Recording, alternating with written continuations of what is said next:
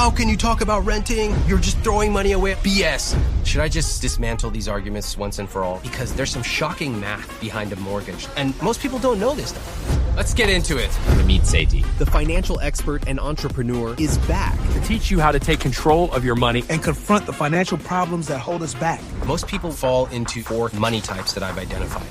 Number 1 is avoiders, and they hate talking about money. But if your partner simply will not talk about money, that's a huge red flag, because 50% of the people I talk to do not know their household income. 90% who are in debt do not know how much debt they're in. And 100% of the people I talk to in credit card debt also have trouble with That is shocking. Next up, optimizer. They can get you to a very good place. They'll be investing. We love to live in a spreadsheet, but it can be taken too far. And then the dreamer, who believes that success is one deal away. And they tend to fall into crypto coin scams, like all this BS. Finally, worriers. They love to worry. Are we going to have enough? What if we run out of money? Typically, they picked up worrying from their parents, who said stuff like, money doesn't grow on trees. And the problem is, you can take it a little too far. And they become cheap and become so obsessed with $3 questions, like agonizing over buying a coffee. But everybody listen closely, because I want to break down how you can change any of these types. So, Ramit, the only investment most couples make is buying a house. What is the alternative? This is where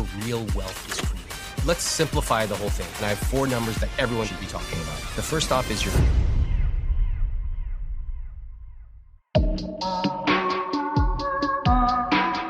Ramit, if someone's just clicked on this conversation,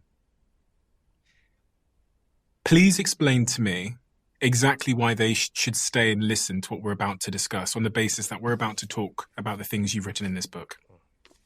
If you are single and dating, if you are engaged, or if you have been married for 25 years, money is one of the central parts of our lives. And most of us think about money as something to be avoided. It's something we only talk about when things have gone wrong. What a terrible way to live. And there is a different way, which is we can use money as a source of connection, possibility, and joy. And that is what we're going to talk about today. I had a conversation a couple of days ago, actually, with James Sexton, who's the divorce expert. He's a divorce lawyer by trade, but he knows more about divorce than anybody else. And he said to me there's 2 things which cause people to end up in his office going through a divorce. Number 1 is cheating, infidelity. And the second thing is money problems in the relationship. So I find it especially sort of pertinent to have this conversation with you about couples' relationship with money. Because clearly one of the things that is most likely to end my relationship or I guess prevent me getting into one is this financial avoidance that most of us engage in. You've interviewed hundreds and hundreds of couples about money on your podcast. Yeah. What have you learned about our relationship with money in relationships from that? I've learned that 50% of the people I talk to do not know their household income. 90% of the people I talk to who are in debt do not know how much debt they're in. And 100% of the people I talk to in credit card debt also have trouble saying no to their children. Isn't that shocking? Each of those things, 50% do not know how much income they make, because most of us are simply living by looking at our checking account, and that's it. The debt part kind of makes sense. Why would you want to know how much debt you owe? You don't really want to think about it, so you ignore those emails and envelopes. And the credit card debt part, that is really interesting. The idea that if you can't say no to spending, so you've racked up a bunch of credit card debt, the same principle applies to saying no to kids. For me, when I discover these, I find them absolutely fascinating. But the good news is you can also change these things. And what's the difference between men and women in terms of spending habits in a relationship, secrecy, avoidance, arguments? Well, let's start with the roles. Men always describe themselves as providers. Always. That's what we are taught. It exists in culture. The problem is, of course, what happens when they are not the top earner, which is happening increasingly more now. So when I often ask them, who are you, financially speaking, if you're not a provider? And they're just stumped. But there's got to be something more than simply being a provider. You can be a provider and you can be a nurturer, you can be a provider, you can be a helper, a leader. There's so many different ways. Often what you'll see with women is discussions about a secret bank account. Keep a little money aside just in case. We have to remember that in the US, many grandmothers were not allowed to open up their own bank accounts. That happened in 2 generations ago. And so there has been a rightful message that has been passed down orally. Keep a little bit of money aside just in case, whether it be physical abuse, financial abuse, divorce, etc. And I totally respect that message. I don't think you should have a secret account. I do think you should have an account that is yours only, but no secrets in a relationship. What about arguments as it relates to money in relationships? What are the cause of the arguments? Is it someone spending too much? Is it hiding money? Is it something else? It's usually not hiding money. That's very small extreme. The biggest phrase that I get from couples is, he or she's a spender and I'm a saver. So it's creating this identity that they're a spender, I'm a saver, or they don't want to talk about money ever. Why can't I get them to finally sit down with me and get on the same page? That's a phrase that's tossed around everywhere. When I ask them, what is getting on the same page? The answer is, I don't know. I just want to talk about it. So when it comes to money, yes, there are the numbers that we need to understand, of course. But what I often tell people, the way you feel about money is highly uncorrelated to the amount in your bank account. That is why I speak to so many multimillionaires who still worry about money. They think if I just have $50,000 more, $500,000 more, $5 million more. Well, guess what? I've had all those folks on my podcast and they still worry about money. That means there's 2 things you need to do to master your relationship with money. 1, you got to know your numbers. This is a language you have to learn the basics of personal finance. 2, you have to master your money psychology. That means you need to change the way that you talk about money and behave with money so that you can ultimately change the way you feel about money. You do those 2 things, you're going to have a very healthy relationship with money. We'll go into all of those things and how you do them. On this point of gender roles, obviously society has changed in the last couple of decades in terms of equality, and more women are in work at higher level positions in corporations, in the C-suite, earning much more money. This has caused a shift, I should say, in the sort of typical gender roles and assumptions of what each gender is supposed to be doing in couples. And I'm wondering now, with more women earning more money, in many cases they're going to be earning more than their husband in heterosexual relationships.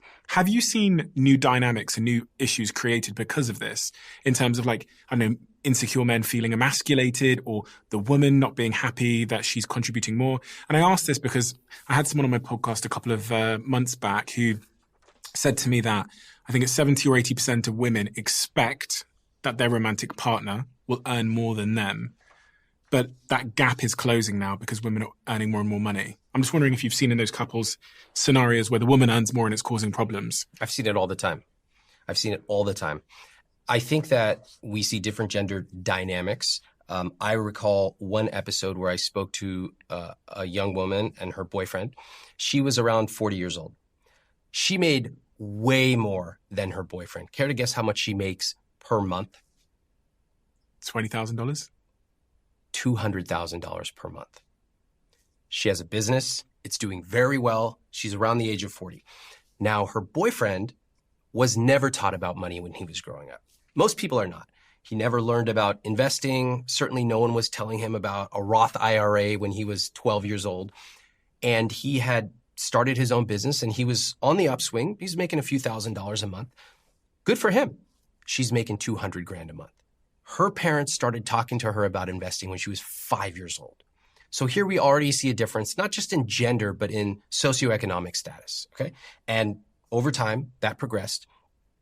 So they come to me and she says, I want him to pay for dinner occasionally. Fine, super reasonable. He even said, no problem, I want to. So he would take his credit card out and he would offer to pay. And she would say, no, I want you to contribute more to your IRA. So in many ways, she wanted him to pay. She wanted to feel taken care of, which is totally reasonable. But when he offered, she said no. So this is the kind of thing that I often see, which is I think I want one thing, but when I get that thing, I don't actually want it. It doesn't make me feel the way I thought it would. I want to earn 50K more. I think that'll make me feel safe. Oh my God, I am earning 50K more. It doesn't actually change the way I feel. So I worked with this couple and I helped them understand why they both felt this way about money. And, you know, from the outside, it's like, this is so irrational. If you make more, just pay more. If I were in that situation, et cetera, et cetera. None of that stuff matters. When you are in the couple, in that relationship, you will feel a certain way. And we got to work with you individually, not what everybody else says.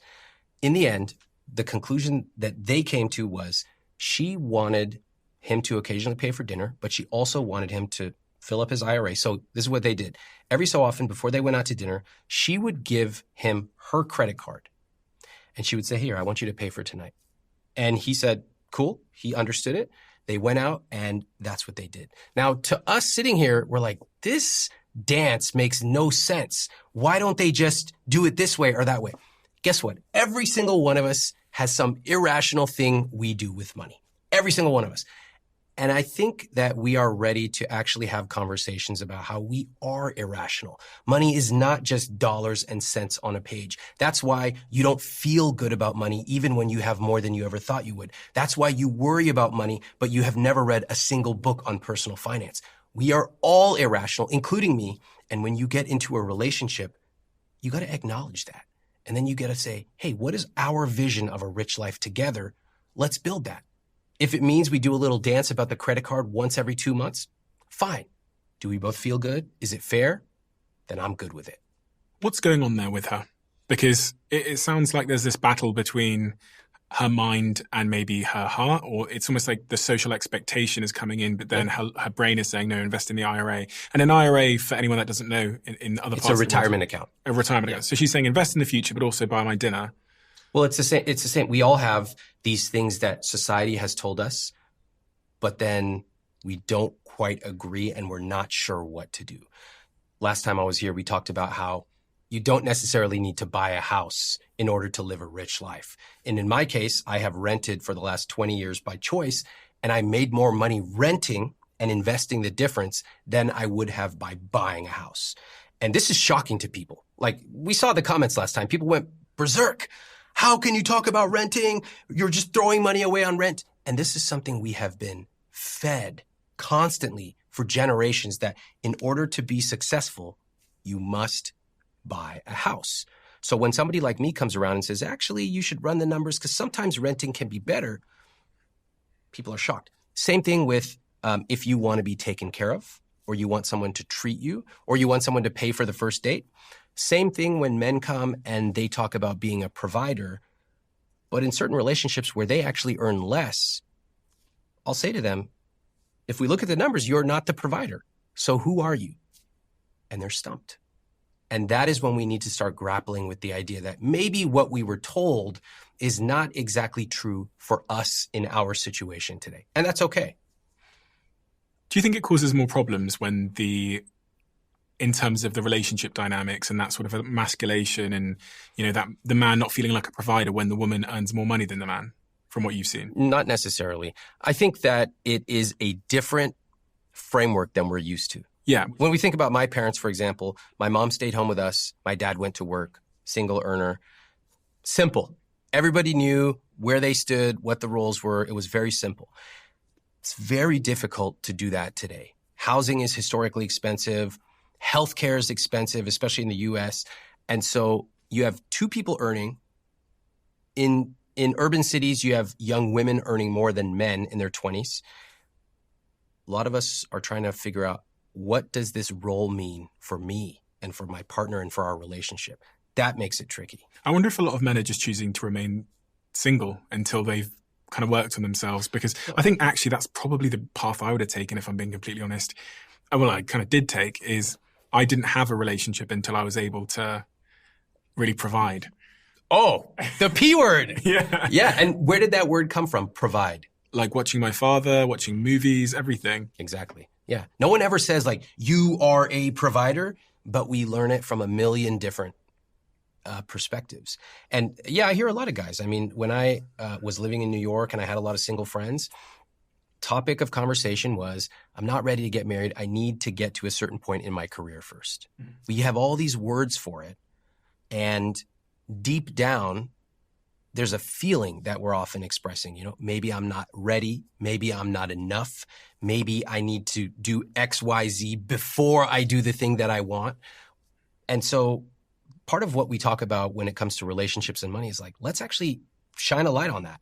Let's not be shy about it. If you want someone to pay for your dinner, fine. That's totally fine. Let's have that conversation. If you want to be the sole earner in your household, okay, let's see what it would take. And too often we don't have those conversations. We just dance around them for 50 years. Who should pay for the first date then?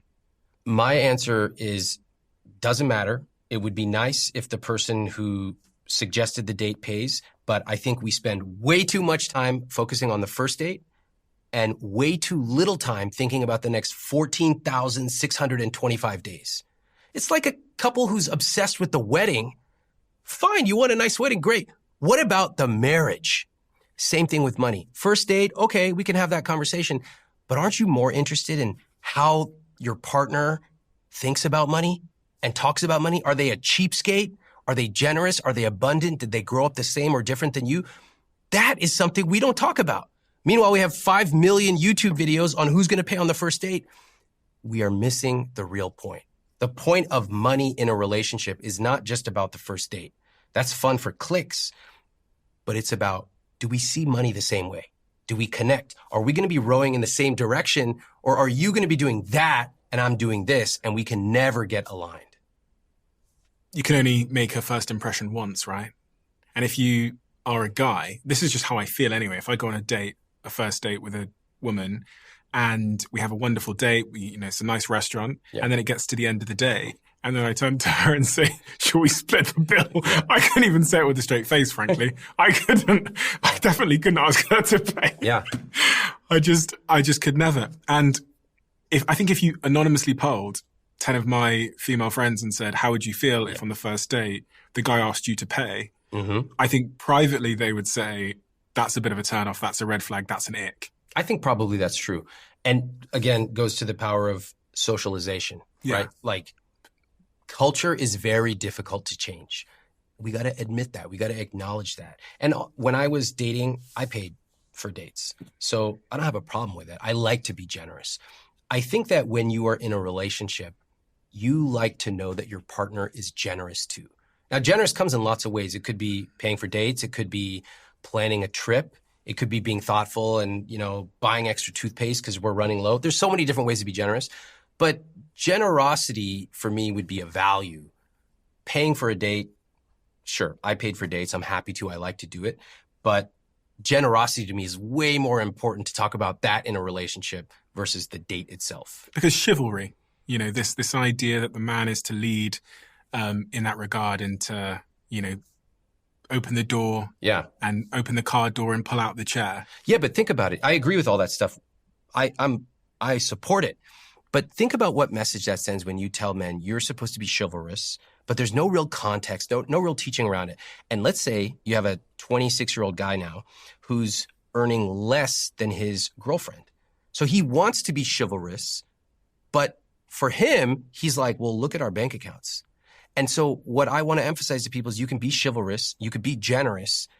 Money is just a small part of that. Yeah. Let's not over-fixate on who's paying for tapas, okay? And let's actually think about the important things. When it comes to money, we are so obsessed with $3 questions. People are obsessing over, should I buy this coffee? Can I afford this appetizer? On and on and on about $3 questions. We totally neglect the $30,000 questions or the $300,000 questions. Is this person financially aligned with me? How do I even find out?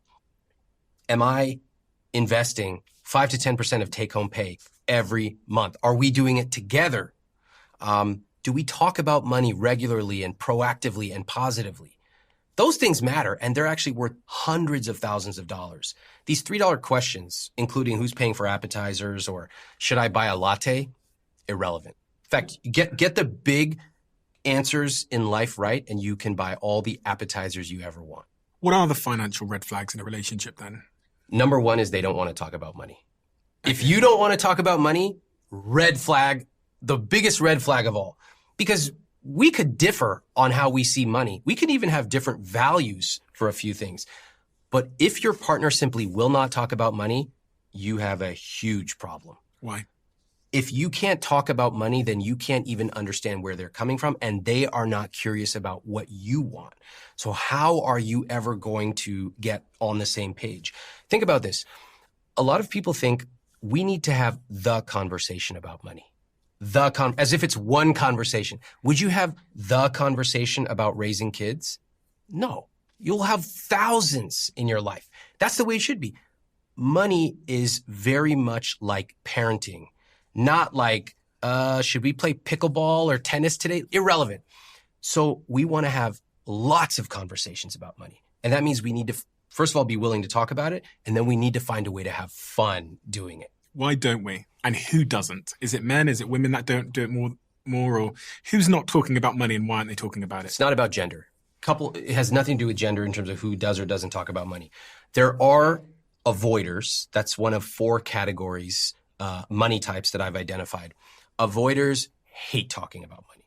And they will use a series of conscious and unconscious techniques to avoid talking about money. They'll say things like, why do you always have to talk about money? Can't we just have a nice night out? Or, you're so much better at this. You just handle it. You're just so much savvier at this stuff. That's an avoider. Do they know their own financial situation? No. So they don't know their own financial situation and they don't want to talk about it? Correct. And by the way, we all have something like this. It could be our fitness. It could be our relationship with our parents. There's something in our life that we know we should deep down, but we avoid it. Yeah. And there's no immediate consequence. Like if I don't call my college friend, it's fine. I could probably call him tomorrow, and you can go on and on and on like that until one day you can't. Same thing with our fitness. It's very easy to procrastinate on fitness or money because it's not like your house is being taken away or even your cable's being shut off. It'll probably be fine until one day you hit this brick wall and it's not. So that's the avoider. That's the first money type. Yep. Next up, optimizer. I have a soft spot because I am an optimizer. Optimizers, we love to live in the spreadsheet. It's like, let me sit and calculate this. And what if I run a compound interest calculation, a Monte Carlo calculation? And what if we do this, but not that? I love calculating everything. And left alone, I would sit there and do that for the rest of my life. Okay. The problem is you can take it a little too far. Now, I don't think I've taken it too far. I think I'm perfect on my spreadsheets, but my wife has taught me enough's enough. We've won that part of life. Let's focus on another part, connection and fun and experience. Are these people often thought of as boring? Yes, they are deep down, they are boring. I was boring when I was sitting there thinking money is only about numbers. It's not. Money is about adventure and possibility and generosity. And you will often find optimizers. I'll give them a challenge. I'll give them $100 challenge. Also, you have to take $100 in the next week and spend it on yourself. They cannot do it. They will spend it on their dog. They'll spend it on their kid. They'll spend it on their partner, but they will not do it for themselves. And I go, why didn't you do it? They go, Ramit, do you know that if you put $100 in the S&P 500 and you compound that for the next 45 years, it'll turn into this much? I go, I don't give a shit. Spend the money. Because money is not simply meant to be hoarded, right? It's meant to create a rich life. And when you have optimizers, the thing is they can get you to a very good place. They will probably have your account set up, dialed in. They'll be investing. Great. They're going to be very proud. Look at the compound interest returns. All that is fantastic, but it can be taken too far. These are the people that die and then you figure out that they had like $9 million in some saving account. What a waste. They never tasted the caviar, but they've got... Yeah, like people send these newspaper articles around like, oh, local librarian discovered to have $9 million. And I go, what a tragedy. What a tragedy to live a smaller life than you have to. I want you to save. I want you to invest, but I also want you to try a nice meal. Or if you don't like nice food or you don't want a nice t-shirt, also fine. Get super generous. Give that money. Surprise the people around you. Tip 50%. So those are optimizers. The third category is worriers. They love to worry. Typically, they picked up worrying from their parents, almost always. And their entire relationship with money is worrying. Are we going to have enough? What if we run out of money? What if we don't have enough to pay at the gas station? And oftentimes, it's very surprising because I told you that 50% of couples don't know how much they make, right? So they'll say like, we need more. We don't have enough right now. And I'll ask them, how much do you think you make? This just happened a couple of weeks ago on a podcast episode. They thought they made around $70,000 a year, okay? We add up all their stuff. They make $120,000 a year. So I go, well, here you go. You wanted to make an extra 40K. You actually make 50K more than you thought. Do you feel any better? And she goes, no. Because the way you feel about money is highly uncorrelated to the amount in your bank account. So worriers worry. That's how they relate. They can't imagine any other relationship to money. And my job is to help them realize, first of all, let's actually look at your numbers. Let me help you understand what it means. Do you have enough? What does it take to have enough? And then can you start to develop a new relationship with money? It's almost like a new taste bud. I'm never going to tell you to eat tomatoes if you hate tomatoes, but I am going to teach you, maybe you like okra, and we can develop a new taste for that. Finally, the dreamer. The dreamer believes that success is one deal away. If we just close this deal, if I just get this thing, and they tend to fall into get-rich-quick schemes. Lots of scams, MLMs, a lot of crypto shitcoin scams, like all this BS. But they are extremely resistant to calm, low-cost, long-term investing. In other words, the way that most people build real wealth. They think it's boring. They even have little phrases like, I don't want to be stuck in a 9-to-5 like those suckers. I'm like, that sucker makes 10 times what you make. What are you talking about? But they have simply been surrounded with the idea, one more deal and I'll finally make it. They must be hard to be married to. It's impossible. It's really, really difficult. Not only do they not want to talk about money, when they finally do talk about money, they're almost living in a different world. Often you will find that dreamers can only dream because they are being subsidized by someone in their life, usually their partner. And if their partner were to leave, for example, the house of cards would collapse. And actually, that's usually the only thing that gets them to truly change. So if we've got these 4 money types, the avoider, the optimizer, the worrier, the dreamer, in your view, who lives a happier life? You can live a happy life with any of these. Yeah. Also, you can change any of these types. But on average, one person's going to probably lead. Well, I mean, I'm the optimizer, and I'm pretty happy. So is that the answer? Yeah. Optimizers are great. They love their spreadsheet. I think that the worrier clearly is not going to live the happiest life. The dreamer is actually quite happy. Yeah. The dreamer's quite happy. They live in optimism. Yeah, they're living in a world that's not real. It's subsidized by somebody else. They're always optimistic about what's going to happen next week, next month, next year, never realizing the catastrophe that they are leaving behind them. That's the whole issue. This is the reason I wrote the book is it's one thing to treat money in a certain way on your own when you're single. You can be irresponsible. You can be an optimizer. But when you're in a relationship, it's not about you anymore. It's about the two of you as a unit. And so you have to deeply understand yourself, and then you have to be willing to communicate with your partner and really create a rich life vision for the two of you. Most couples I talk to have no vision for their money. That's why they fight over who spent $50 at Target. I go, who gives a shit about Target? Financial problems are almost never about overspending at Target. The biggest problem with couples and money is they have no rich life vision. What is money to us? What do we want to use money for?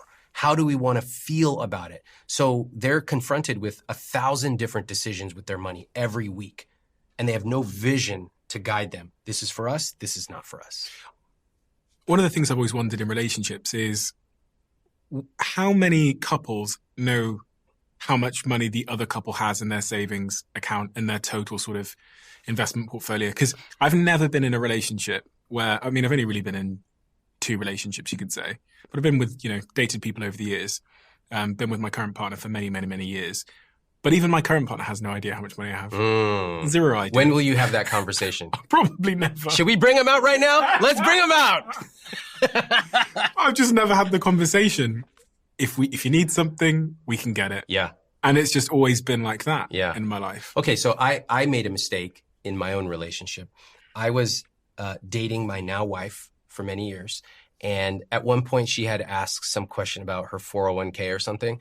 And I said, well, there is a book called I Will Teach You to Be Rich. Here's a copy of it. And I was joking around with her. And so I ended up learning all about her finances. So I knew about her entire financial picture.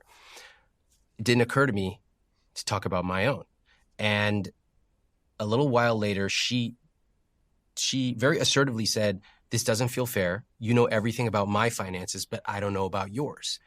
And I realized I violated my own rule in chapter 9 of my first book, which is talk about money early on. Talk about it regularly. So we talked about it.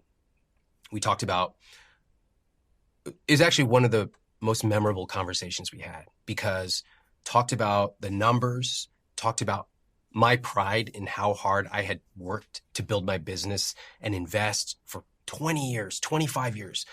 And then we talked about what it meant for us. Like, what kind of life do we want to have? Do we want to live here? Do we want to live there? Do we want to have kids? Do we want to eat this type of food? Travel? Like, that conversation about possibility is the conversation I want every couple to have, because it's about possibility and you can start to dream. And that dream is important. You can get to the logistics. Of course, we'll get to that. But so few of us still dream with our money.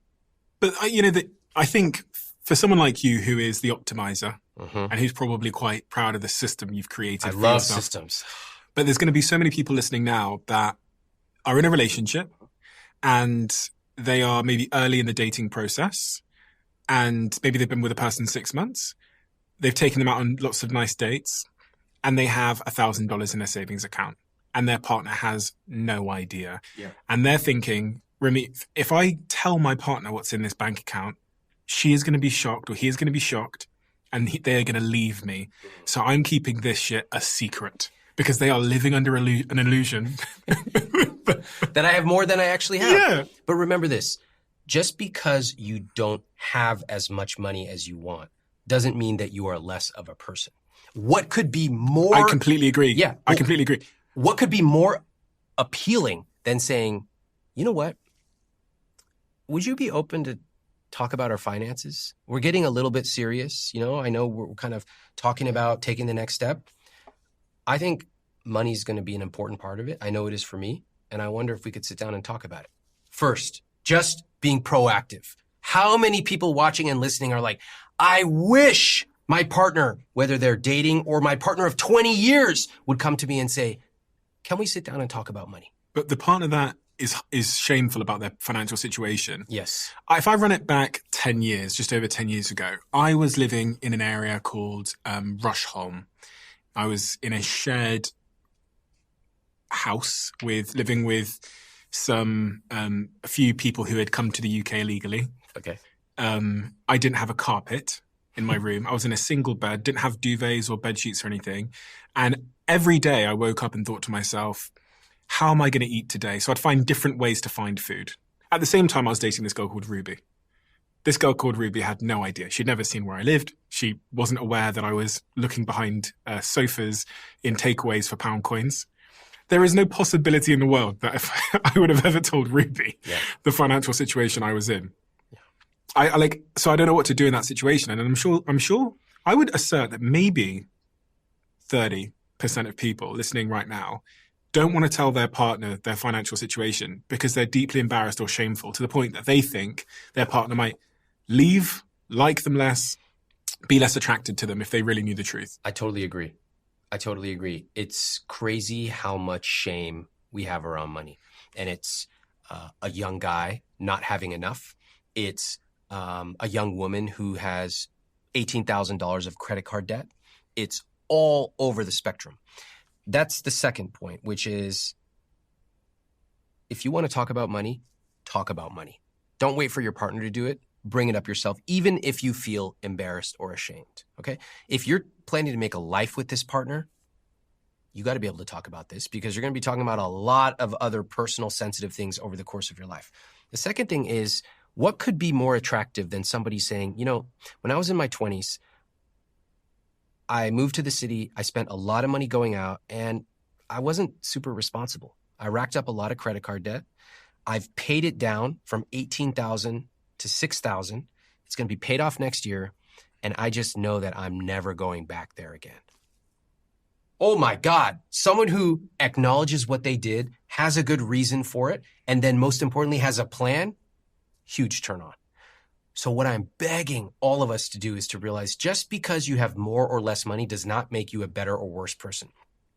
I want to take shame away because we all have something that we are ashamed of, but not talking about it and putting it in the corner in the darkness, that doesn't solve it. That's why I love talking about the most taboo of taboo subjects: money, gender, prenups, dating. These are things that nobody's talking about. So when you hear couples on the podcast and they're talking about being married for 15 years and they've never actually had one conversation about money, I want you and everyone watching to be inspired, because stuff doesn't have to be shameful and doesn't have to be kept in the dark. And what do you think about prenups then? Do you think they are a good thing for all couples? Do you think all couples should initiate a prenup? No, not all couples. There are some couples who should have one. My wife and I have one. So we went through this process, and who should get a prenup is if one or both partners are bringing substantial premarital assets to the marriage, meaning before they get married, they have a large investment portfolio, a business, rental property, or a house. Like, you should have a prenup, but most people should not. Because when most people get married, they don't have substantial assets. What if your partner turns around? If I turn to my partner, I say, babe, Ramit told me to go get a prenup. Yeah. And she goes, absolutely not. Well, that's not a good introduction. I wouldn't say that. Although I don't mind if you throw me under the bus. This guy, Ramit, he said this thing. Fine. How to bring it up is an art.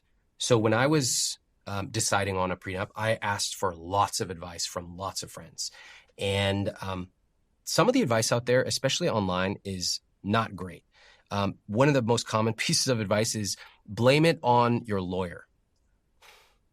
I'm like, get real. You're about to build a life with your partner, and you can't be honest about this thing. This, in the grand scheme, is a minor topic. So I'll tell you exactly what I said to my wife.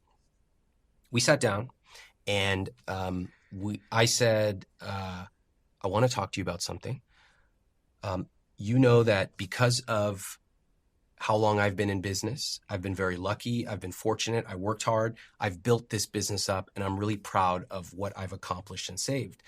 And you also know my lifestyle. I don't drive around in a Lamborghini. I like to travel. I like to wear nice clothes, and I like to save money.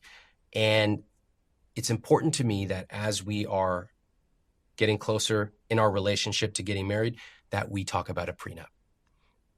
And my heart was pounding. I had planned it. I had thought about it. I had talked to so many people. What I knew is I wanted to take responsibility. It's not some lawyer that wants it. It's me. It's important to me. I wanted to bring up the topic, and I wanted to reassure my wife that I'm not going to change overnight when we get married into someone who's blowing all of our money. It's just important because of the business that I'd built. In her response, I was like, how is she going to respond? Because bringing up a prenup is very fraught. She's the best. She said, okay, I wasn't expecting that, but I'm willing to learn more about it. That's as good of a response as I could have hoped. So we started the series of conversations. We both had lawyers. It was going well at first until it wasn't. And we were talking about numbers that to me seemed astronomical. I started to feel resentful. She didn't feel listened to. She didn't feel heard. She started to feel resentful. And these conversations were like so difficult. I would say they were some of the most difficult conversations of our relationship. At one point, she said, we should go see a therapist because these conversations are not good. And I was like, you're right. So we went to see a therapist. We sat in that therapist's office. I still remember. Therapist asked us a bunch of questions, including, how do you see money? And she turned to me. I was like, how do I see money? Growth. I could literally see numbers floating in front of my eyes. The optimizer in me was talking about the rule of 72. It was like so obvious. What an obvious question. Then she turns to my wife. How do you see money? And she said, safety. I said, what? Safety? To me, that was like saying charcoal. Like the two words don't relate at all.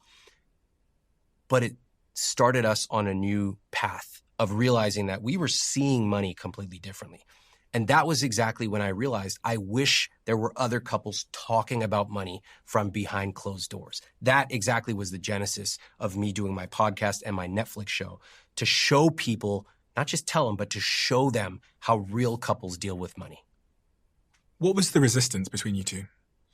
In sort of more specific terms, she wanted a different arrangement to the one that you wanted? Yeah, the terms are super technical in prenups. It's so with a prenup, you have a variety of different rules or technicalities, which would be like, what if you separate in 6 months? What if you separate in 25 years, but there are children involved? Who gets the house? What if you have a house? What if you have 2 houses? What if you have this much in your joint investment, but each of you has this much in individual investment? And so what happens is, it's not even just the numbers themselves. It's the fact that the process is set up to be adversarial. Mm-hmm. So they have a lawyer. We have a lawyer. We're communicating through lawyers when it comes to this topic, when normally you're just talking to your fiance or your girlfriend. And there's an art to also managing the lawyers. See, the lawyers there's nothing bad. We had great lawyers. I'm happy with them. But lawyers' job is to look over every freaking contingency and make sure that nothing is left to chance. And I think a good reminder for anyone considering a prenup is to remember, you manage your lawyers, and your job is to come to an agreement with your partner for the rest of your life. So sometimes you can be generous. You can be willing to let up on a few things here and there. As long as you are looking at the North Star, we're going to be together. We want these premarital assets to be protected. And in case something goes wrong, we both want to feel good about what the arrangement is. And there is a 60-odd% chance that you will break up if you look at the marriage statistics. So. Well, those statistics are a little skewed. That includes second marriages. That also includes all different socioeconomic, everybody else. If you break it down, for example, just by having a bachelor's degree or certainly an advanced degree, that goes way down. First marriage goes down. And in fact, the divorce rate has been decreasing for decades.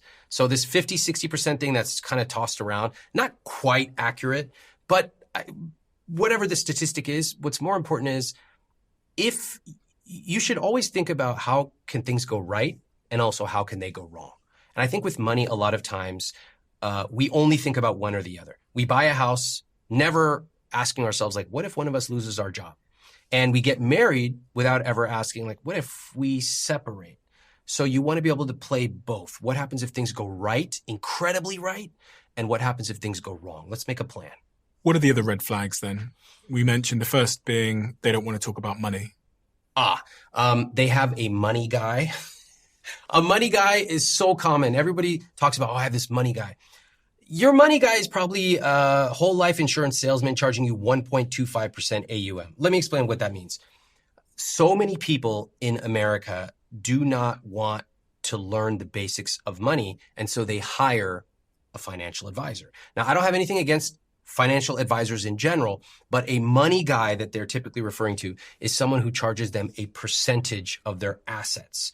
So if I have a $100,000 portfolio, they'll charge, or let's say $1 million portfolio, I might be paying 1%. Now, 1% doesn't sound like a lot, but if you actually run the math, you will pay about 28% of your lifetime investment returns in fees. That's not $10 or $100. That's tens of thousands or sometimes hundreds of thousands of dollars. So it's a red flag if someone has an advisor that they're paying a percentage-based fee to. I would much rather you pay an hourly or project or that type of fee to. Okay? They're cheap. I can help a lot of people, but I can't help cheap. Cheap is cost is the first and last thing they always consider. So you might come home, you're so happy. Oh my gosh, look at this beautiful thing I got for the kids. How much was that? And it just sucks the life out of every room. Cheap people are obsessed with cost. Cheap people rarely recognize the effect they are having on their loved ones. And cheap people find it very, very difficult to change. They don't want to change. They actually reinterpret their behavior and call it a virtue. Oh, I don't need that fancy wine. I'm perfectly happy with this. Well, what if your partner wants one glass of wine? They seem like a miserable group. Yeah, I don't like cheap people. I don't like cheap people. I don't like cheap tippers. And their partners don't like them. So it's one, I'm not saying everybody has to go out and spend $1 million, but you got to use money to live your rich life. The point of money is not to just hoard it and save it. That's why when you create a rich life vision, you ask yourself, what do we want to spend extravagantly on? Not just a little bit, but extravagantly. And what do we want to cut costs mercilessly on? You have to be able to play different notes like you're in a symphony. If your only note is spend less, that's a miserable existence. Are there any more red flags? I want to go into why people and where they develop these relationships with money, but are there any other sort of standout red flags that we should be looking for? Well, if they follow Robert Kiyosaki, that's a huge fucking red flag. I mean, Robert Kiyosaki wrote this well-known personal finance book, and the guy has really lost it in the last few years. He literally, I'm not joking, he literally told people the best investment you can have is a can of tuna. I'm not joking. And I replied to him, Robert, I sold everything in my portfolio and bought 3 million cans of tuna. Is this a good investment? But sadly, I never heard back. So beware of charlatans. Let me put it that way. Personal finance and money is filled with people who will promise you get rich quick, who will tell you that the sky is falling.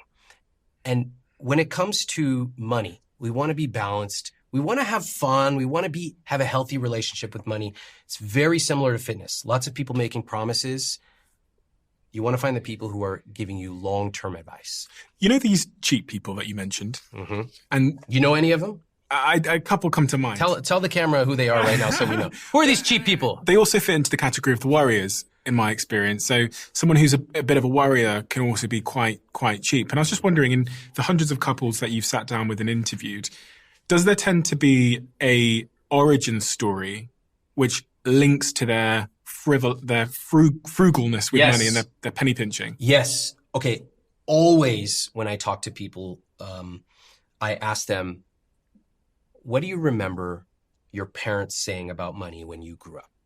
Always. And they'll tell me. They are very conversant. They remember. And usually the parents said stuff like, we can't afford it.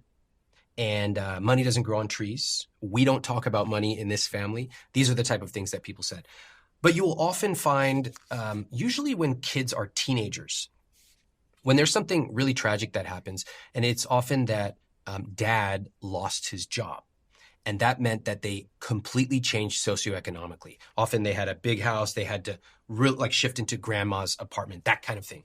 That affects people in a huge way. Now, it affects people in one of two ways, and you cannot predict how. Some people go, I'm never going to let that happen to me. Therefore, I'm going to have a high savings rate. I'm going to invest. I'm going to start a business. And they develop a really healthy relationship with money. Others go the direction you're suggesting, which is they become incredibly cheap, incredibly worried about money. Anxiety is common. And they often do not see the connection at all until I point it out to them. And when you talk about making this rich life vision together, what exactly does that mean? We start off in the book just talking about, let's have our first positive conversation about money. Okay. You have to remember, most people have never had a positive conversation about money. Money is the only way it comes up is, why did you spend that much at the gas station last week? That's it. So we start off by just saying, I give them an agenda, literally an agenda. You can read off these words and start it off. It's like, why this is going to be awesome. Here's how I feel about money today. How do you feel? Here's how I want to feel about money. How about you? High five. I love you. We're good. That's it. Part of having conversations about money is this philosophy of declare victory and go home. You don't need to talk about it all at once. Make it short, make it fun. And at the end, always say, I love you. That's it. Over time, you're going to associate talking about money with positivity. And that's what we want. When it comes to a rich life vision, this is where it's really fun. So I have some fill in the blanks where you fill it in like, I wish we spent more money on, and then you fill it in. I think we could probably cut back on, and then you fill it in, and you compare your notes. My wife and I did this really fun exercise, which I would encourage everyone to do. And it is the 10-year bucket list. So imagine you sit down with your partner and you go, let's each take a piece of paper, write down what would make the next 10 years incredibly rich, meaningful to me and to us. So you write it down. And then you compare notes. This is exactly what we did. And you get excited. You want to learn Spanish? Amazing. Do you want to do it online or do you want to go to Mexico City? Oh, you want to go skydiving? That one's not for me, but I'll meet you at the ground, right? Have fun. And you just get excited. You encourage the other person. And then you find one that you both want to do that's meaningful for both of you. So maybe it is we want to create an art studio in the garage. Love it. Maybe it is we want to take a round the world trip at some point in the next 10 years. Okay, great. The difference with this exercise is you're actually going to make it happen. So right there on the spot, you estimate how much it would cost. Take 5 minutes. Don't take more than that. You can estimate it within 80% like that. Decide when you want to do it. Maybe if there's kids involved, you're going to want to go in summer, winter, etc. And then all you do is take the rough amount, divide it by the number of months, and that's how you know how much you have to save for it. We did this, and for us, what was really meaningful is to have a 10-year wedding anniversary. So we know where we want to do it. We know the exact place. We know all the friends and family we want to have with us, and we knew when it was going to happen. So we had a funny experience because we each sat down and estimated the cost. And I think the number I picked was something like 3 times bigger than hers. And in those cases, I say go with the bigger number. Okay, it helps you dream a little bigger. If you can't save that much money per month, that's okay. Shrink the dream a little bit, right? Narrow the scope, or maybe extend it a little longer until you have to do it. But suddenly, every single month when you sit down and talk about money, it's like a video game. You're like, oh, we're 3% closer to that goal. That is how you start to build a vision for money and have fun along the way.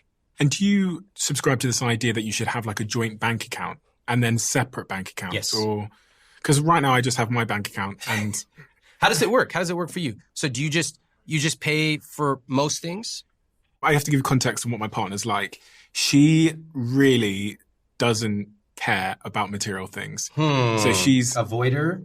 She doesn't care about whether we fly first class or economy. Okay. She doesn't care about if we stay in that hotel or this hotel. Great. She doesn't care if we stay in the 70th floor penthouse, we live there, or if she stays in a studio. She doesn't care. What does she care about? She cares about quality time with me. She likes having nice experiences. She likes going to places. Okay. Doesn't care how she gets there or where she stays. She likes traveling and exploring. And she likes her simple things. She's a very simple person. If I didn't get her a birthday present or a Valentine's Day present or a Christmas present, or if I just made her a scrapbook every year, she'd be thrilled. Okay. So I am the one that wants the nicer things. You want the, okay, I'm the same. I'm the same to a large extent. But we have a lot with it, life, it costs money. So I pay for most things. Okay. And you're cool with that? It's fine, right? Yeah, I've always been cool with it. Okay, cool. So I'm particularly cool with it because she doesn't care. Right. Does that make sense? Yes, it makes There's no resentment because she doesn't care. Yeah. I'm the one that's making sure she travels this way. Yeah. I have to intervene and I have to fight to make sure that her plane ticket is booked here or that the hotel she's staying in isn't going to be dangerous. I've got so many stories of her booking it herself and then me having to rescue her because it's super dangerous. Yeah. So you and I have a similar dynamic, at least in this way. I think my wife does have her money dials. Money dials are the things you love to spend money on, and you can turn that dial up. But when we met, she was not into hotels at all. I'm a hotel guy. I love hotels. And so we had to have some conversations. At first, I'm just like, oh yeah, like, of course I'm paying. And then when we merged our finances, which I recommend couples do, well, suddenly it's not my money, it's our money. Yeah. And so now we are forced to talk about that stuff and come up with a way. Like, she's like, I don't need to stay there. And like, personally, I don't really think it's worth it for our money. And I'm like, well, like, have you seen the suite at this place? And do you know what type of wood they use and that? She doesn't care. So how does that work? You said you merge your finances. Yeah. When you say you merge your finances, do you mean you're paying into the same bank account? Correct. So, and this is what I recommend for for almost all couples. You take your paychecks, or if we're both business owners, you take whatever money comes in, put it in the joint checking account. That joint checking account then pays a variety of different accounts. It pays our joint expenses, like our rent, and if we eat out, it pays for our joint credit card bill. The money also is paid out from the joint checking to her individual checking and individual savings, which she has.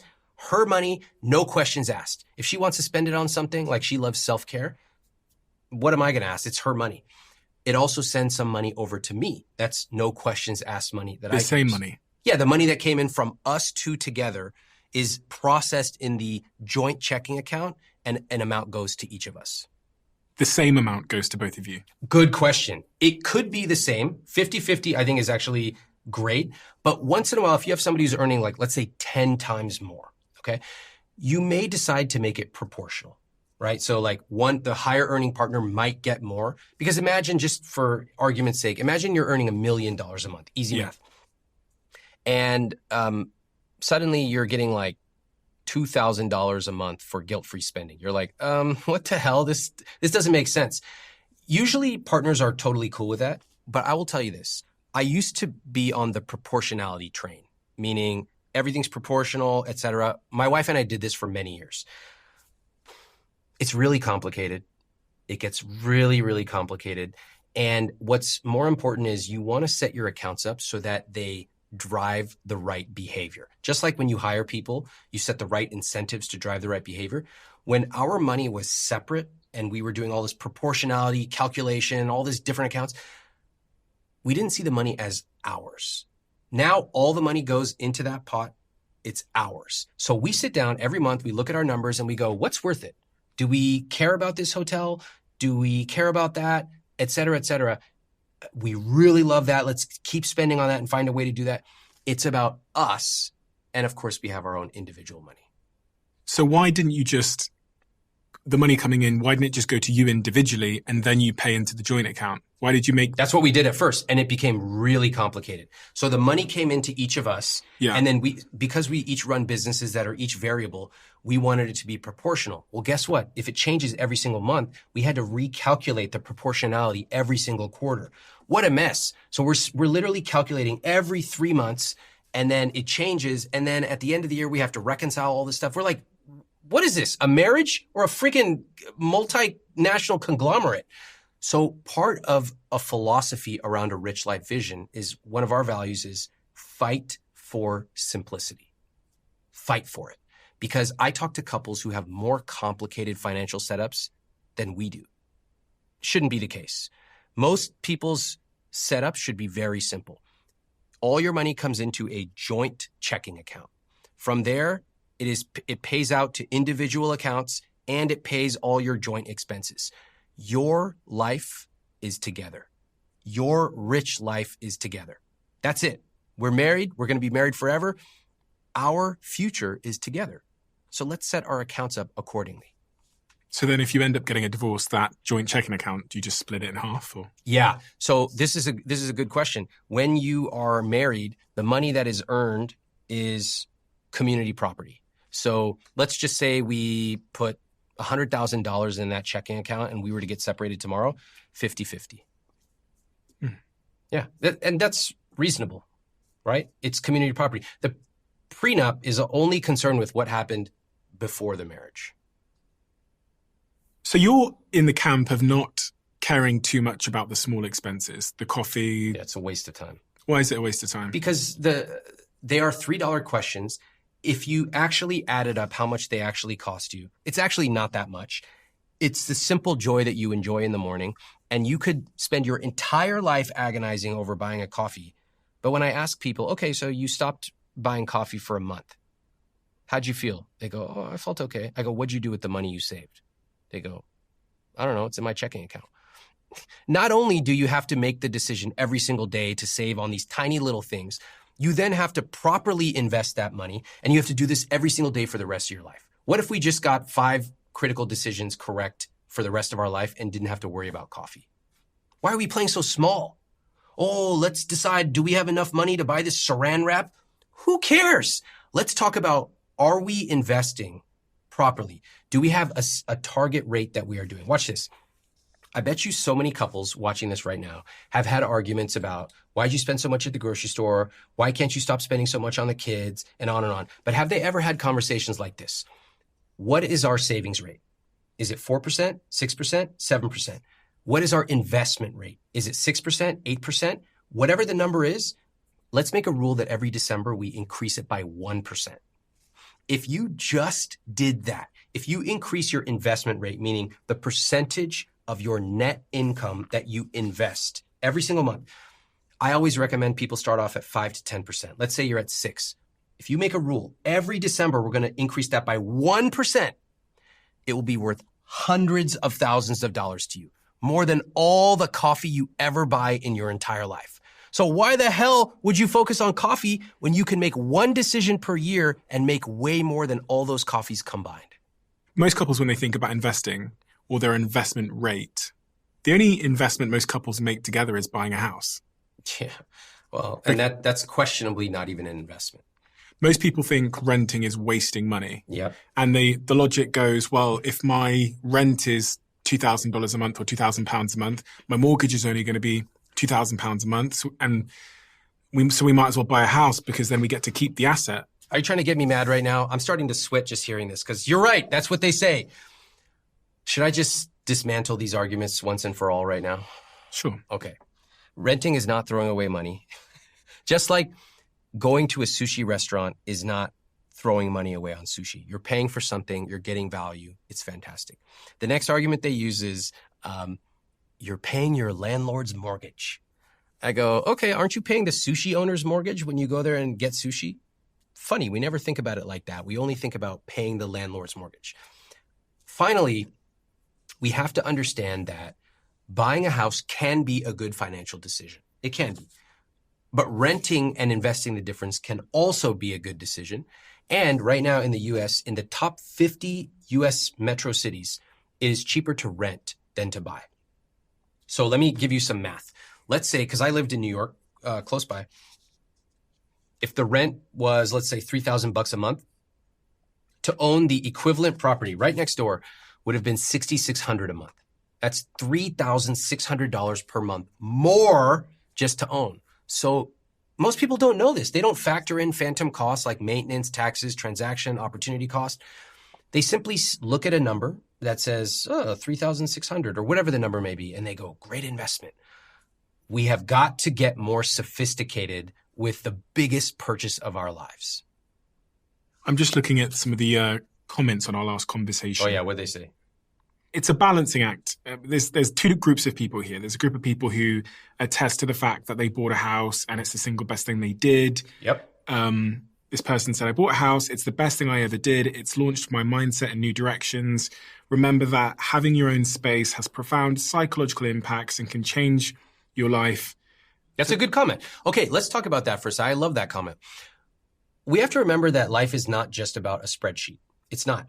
So when it comes to a major purchase like a house or a car, we got to start with the numbers. Okay, we have to start by running a buy versus rent calculation, by running an amortization chart. I have a whole bunch of stuff on buy versus rent.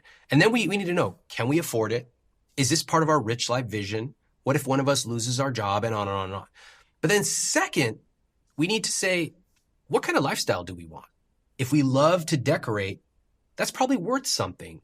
Maybe we need to buy a house. If we want our kids to be in a particular area, maybe we need to buy. There's so many non-financial reasons to buy or to rent. And so we can't just do one or the other. But my main argument is this: most of us never run the numbers.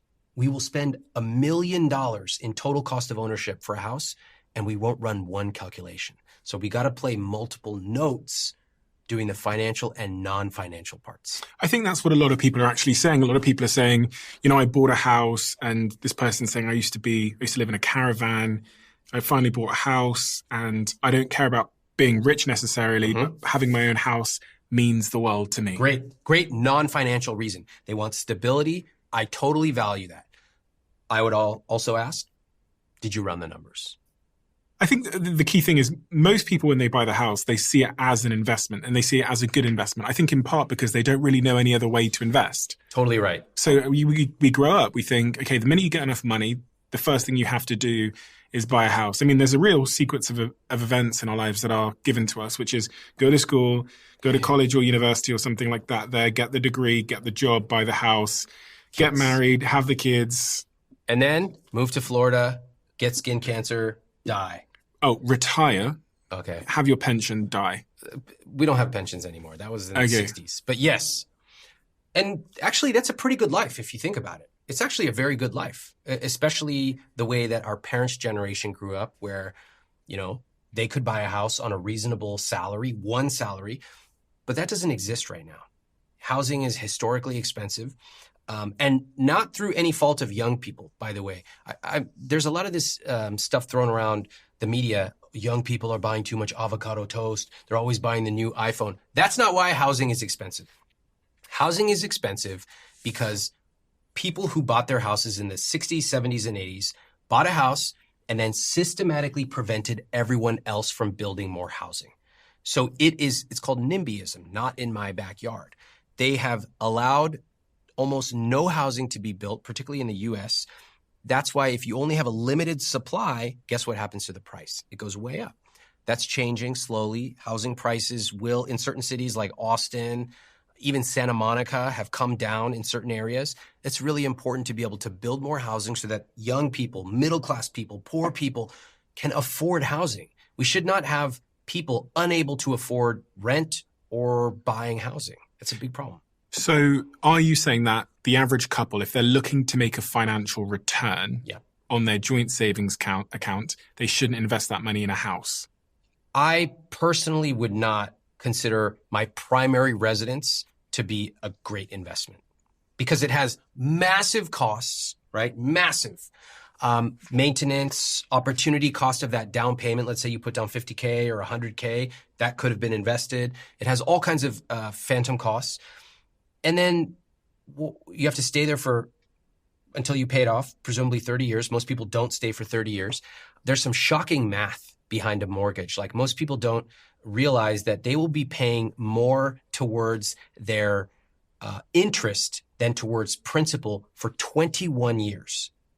Let me say that again. Most people, when they take a 30-year mortgage right now with interest rates the way they are, they will be paying more towards interest than they are towards the mortgage in year 1, 2, 5, 10, year 20, until finally year 21, when they are finally paying more towards their mortgage, their principal, rather than interest. So you know that phrase, I don't want to throw money away on rent? We might more aptly say, I don't want to throw money away on interest. So if I'm in a couple, I'm in a relationship, and me and my partner have managed to save, I don't know, 50K. Mm-hmm. What is a better use of that 50K to drive a financial return? Okay, so let's simplify the whole thing. I have a conscious spending plan. I have 4 numbers that couples should be talking about, okay? The first off is your fixed costs. Those should be roughly 50 to 60% of your take-home pay. And what's a fixed cost? Fixed cost includes your housing or that could be rent, mortgage, your utilities, your car payment, any debt payment, anything that is consistent, even groceries that you need to live every single month. So 50% of my monthly income goes straight to those fixed costs? Monthly take-home, post-tax. Post-tax, okay. 50 to 60% is the number you want to be targeting. Right there is the crux of why couples are stressed out about money. It's because they are spending too much on fixed costs. And within that, there's 2 areas they spend too much on. You know what they are? Housing is number 1 because it's so expensive and they don't calculate. Number 2 is cars, usually trucks. We love trucks and SUVs. In America, the cultural script is, oh, we're having a kid. We need to get a big house and a big SUV because we do. So that right there is where people get stressed out about money. Next number is your savings. This should be 5 to 10% minimum. This includes your emergency fund. This includes saving for a down payment. Anything you're saving for money you don't need for between 1 to 5 years, basically. Okay. Next up is investments. This would be 5 to 10% minimum. This is where real wealth is created. And this is where couples neglect. They talk about saving and they'll say, oh, we try to save. I don't try to brush my teeth. I don't try to save. I make it automatic. That's what I want couples to do. That's what I cover in the book. And then finally, my favorite category of all, guilt-free spending. This is going out for drinks, concerts, travel, 20 to 35% of take-home pay. That's a lot. That's a lot. If you look at it, people go, wow, yes. And when you get down to that number and you're out and you're having drinks with your friends or you're out to a beautiful experience, you don't have to worry about anything else. You don't have to feel guilty or anxious because you're already handling all these other 3 numbers. You know you're set and you have this money set aside and you can enjoy it guilt-free. So this sort of 10% that is automatically invested, would you set up some kind of system that automatically invests it? Always, always. You should not be doing any of this manually. So your investments should be happening automatically. And for a couple, you actually get to celebrate it every month. You have a monthly money meeting where you talk about money every month. Most couples don't do this. You will now after watching this. And you talk about it. You look at how your investments are doing. You give each other a high five, a big hug, congratulations. And once you do this for 6 months, a year, you really start to see how it adds up fast. What if your partner wants to buy a house and you don't? Ooh, that's tricky. How would you handle it? It depends on my level of conviction about the decision. I think you've got to pick your battles in relationships. But I am probably more financially aware than my partner because my brother he's been an investment banker for 13 years. He works for me full time. Okay. He's my money guy. Yeah, okay. He's my older brother. What does he charge you? 1.5%? He doesn't charge me a percentage on my portfolio. I'm so happy. No, he works full time in the business. So he manages much of my money, but he would make the case to me of pretty much the case you've made. Yeah. So based on an opportunity cost basis, i.e. for a lot of people don't even know what opportunity cost is. I'm going to hazard a guess. I'm going to try and explain it, which is essentially all the things you could have done with this money instead. Yes. So based on all the opportunities you have available to you, Steve, is buying this house a good use of that money? And the answer was actually no. When I bought my first house, it was no, unless this is a emotional decision because you and your partner want a psychological feeling of safety to bring up the kids, whatever it might be. Then if it is, Steve, if that's why you want to buy it and you think you're going to stay there for a considerable amount of years, then go ahead. We're going to kind of section this as a different rationale than the rest of your investments. What did you do? I did exactly what he said. You bought it knowing it was an emotional decision. Yeah, I bought it knowing it was a bad decision. I love this. Yeah. Okay, this is amazing. Everybody listen closely because I want to break down what you just said in a different term.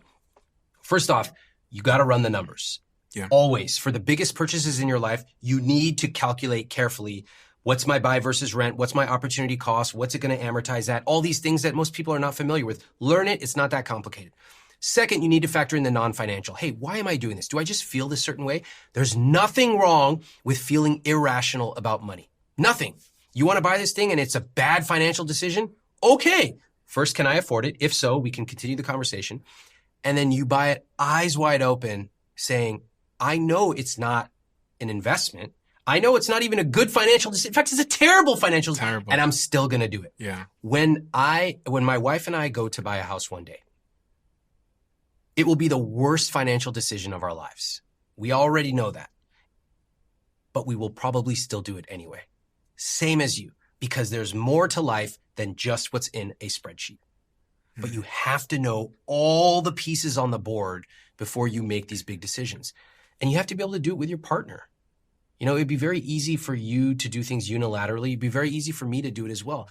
What I've learned and what I emphasize on my podcast every episode is just because you may be the higher earner or have more money, it's actually your obligation to bring your partner in and to get them involved. And they may not be as savvy or even as interested, but you have to find a way to bring them into this world and get them connected with you. With my wife and me, of course, I know more about investments. So I'm doing our investments, but we're still talking about them. We're saying like, hey, here's the numbers we chose. Are we still good with that? Let's take a look at it. High five. You know, here's what we're thinking for next year. That's the level we're talking about. These are exactly the kind of conversations you want to have. And I'm actually really thrilled you shared that example because I celebrate that you made a bad financial investment because it wasn't an investment. It was just something you wanted and you could afford it. Mm. Yeah, and we're both aware, me and my partner, we had the conversation, we're both aware that this is one of the worst things we could have spent the money on. If our objective, if our KPI, our key performance indicator was to make more money, this was a terrible decision to make. Yes. But we're also aware, we just didn't care. We thought, there's a lot of non-monetary things that are going to be beneficial about this decision. And I think that's what most people don't realize, actually. And I just think about my friends. I think most of my friends believe that when they buy their house, they're doing so because they don't know it. They don't know any other way to invest. Yeah. Society hasn't given us an alternative. So what is the alternative? Simple, low-cost long-term index funds are fantastic ways to invest. I'll explain what they are. The myth about investing is that you have to sit there and look at PE ratios and things like that. No, you pick often one fund. There's a simple example called a target date fund. You pick the year you're going to retire in. Like if I'm going to retire in 2050, I pick a Vanguard 2050 fund or Fidelity or Schwab 2050 fund. All I do is literally send money every single month. I set it up so it happens automatically. It could be $50 a month, $500, $500,000 per month. And that's all I do. I just send it there. It automatically buys the stock market. It automatically diversifies and gets more conservative over time. And that's it. So, you know, the fitness world, I've seen you training, you've learned about fitness. When you first start off, so much information and so many different people giving you different pieces of advice, right? It's like, oh my God, how am I supposed to know? What about my genetics and this and that? And then over time you realize, oh, it's actually pretty simple once you cut through the noise. That's the same thing with money. That's the same thing with investing. You have to cut through the noise and it actually becomes shockingly simple. Oh my God, this is the way that real wealth is created. It's about consistent investing. It's about time. It's about low fees. That's it. And you start to wonder, what's all this stuff that they publish all the time in these magazines and newspapers and on TikTok? It's just noise. Do you know when you sat down with those 180 odd couples you've spoken to about money in their relationship, have you not had moments where one of the partners was shocked? Always. For better and for worse? Yeah. Actually, yes. Sometimes they are shocked before they meet me because I have them prepare their document with their financials. And one of them has never actually looked at their financials, sometimes both. And they realize it's much worse than they thought, or it's much better. Sometimes we're talking and one of the partners will actually talk about how they feel for the first time ever. And the other partner will be crying. Give me some examples of the moments that you remember that shocked you the most. I think about one of the most shocking examples was a woman who was around the age of mid-40s, maybe 50, and she had had a double lung transplant. And she had successfully had the transplant and she was alive. She was healthy, but she knew that she would live 5 or 10 more years. That's what the doctors told her. And she said, I want to share this time with my daughters. They were around 11 and 12, her husband. And I want to do that. I said, okay, what's stopping you? And she said, well, I still have a job. And I looked at her financials. They were multimillionaires. They had saved consistently, doing index funds over time, nothing fancy, just consistent investing. She could stop working tomorrow and they would have enough money forever. She couldn't stop. She said, I like to work. I like knowing that I have a job. I like the consistent income. So most people are used to getting an income. And that's why they find it so difficult to retire, among other reasons, because the income will stop. Even though I can point out to them the investment portfolio you've built and Social Security and all these things will actually pay you, people are terrified of not seeing that money come into their checking account. In this case, she had a ticking clock. We all have a clock, but she knew how long hers would go for. She found it incredibly difficult to quit her job and spend time with her daughters. Now, if we're listening to this, it's like, just quit. It's so obvious to all of us. But we're not the ones making the decision. That was quite shocking to hear how difficult it can be, even in cases of life or death. Wanting to have a stable income can affect us. And what about earning? Like, what role does earning play? Like, just earning more money play in all of this stuff? Because I think I'm going to be honest, I had a bias when I was 18, 19 years old. I was fairly reckless with money. And I had these 4 credit cards. I maxed out the credit cards. I blew the money. I got 2 CCJs, which is a county court judgment in the UK. Okay. Had huge debts of thousands of pounds. And in my head, I thought, it will be fine. If I just earn more. Yeah. No, because I'm going to earn so much money that I'll just outpace this problem. And that was like my bias. My bias was like, I'll just earn loads of money. And when I figured out what a credit score was and that mine was destroyed, I thought that won't matter because I'll always pay in cash. Yeah, it's classic. Every couple I speak to who has a spending problem, they always say the same thing. They go, we just need to earn more. And these are the very same couples, when we crunch their numbers, they'll often realize they were earning way more than they thought. And you can see their faces because I have the whole thing on YouTube. And it's this realization that, oh my God, the story I've been telling myself, if we just earn $25,000 more, and then they realize we actually are earning 25K more and they don't know what to do with it. What I tell them is you could be making $300,000 more right now and it would not make one bit of difference because you have a hole in your bucket and all the money is going out. The next thing I ask overspenders is, do you want to make no change, small change, or big changes? 100% of them say big changes. I go, all right. I take them at their word. And then we start going down the list.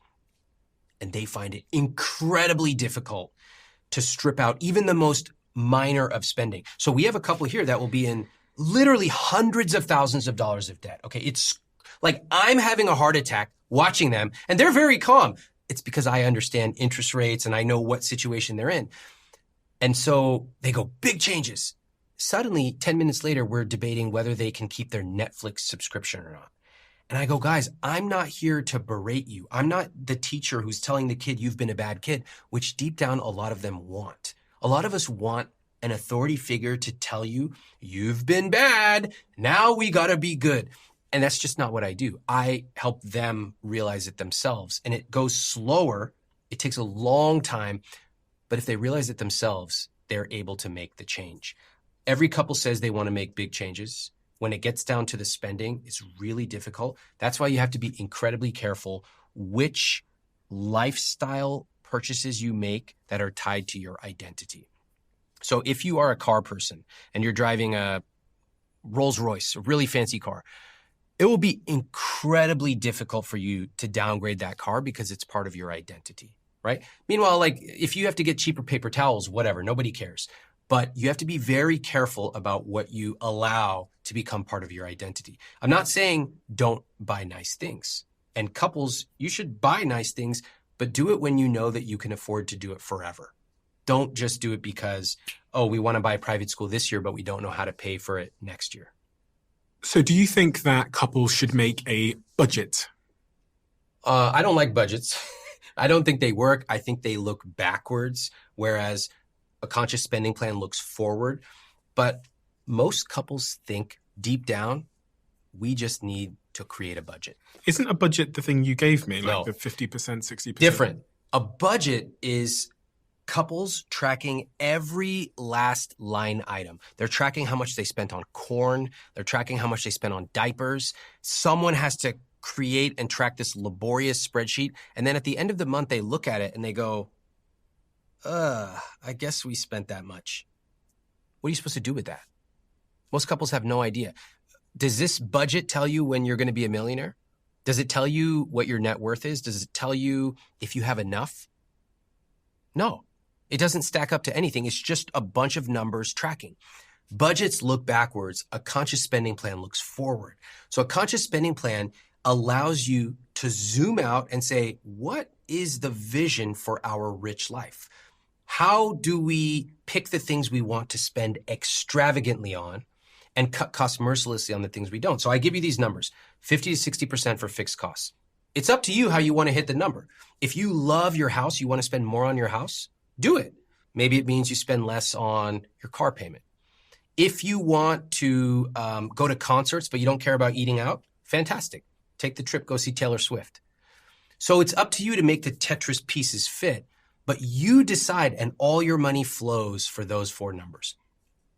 How do we go about teaching our kids about money? My older brother, the one that works in our company, he has 3 kids under the age of 6. Ooh. And I'm wondering, because he's such an optimizer, are they going to end up being optimizers? Is there a relationship between our parents and our kids? And if I want to, when I do have my kids, how do I make sure that they aren't worriers or avoiders? The number one thing that the couples in financial trouble say is when they were growing up, their parents never talked about money. Never. There was an episode on our podcast with this couple living in Kansas in a low cost of living area. And they were making $130,000 a year. That's a very good income, especially for their area. They should have had tons of money, tons of savings. But their daughter came home one day with food from the school because she had told her school, we don't have enough money to eat. Now, they had plenty of money. Why? Because her mom and dad were always saying, we don't have enough. We can't afford it. Daughter took that message to school and was given free food. This was horrifying to the dad, horrifying. And what he realized at that moment was the way that I'm communicating about money is not working. See, most parents deep down believe that money is something to protect kids from. They think it's bad. Deep down, most Americans, we have a love-hate relationship with money, but parents think their kids let them be kids. But you would never teach a kid how to ride a bike by saying, we don't talk about bikes in this family. You would get them a bike. You would get them on. You would show them how to do it. You would let them fall, and then you would help them get up again.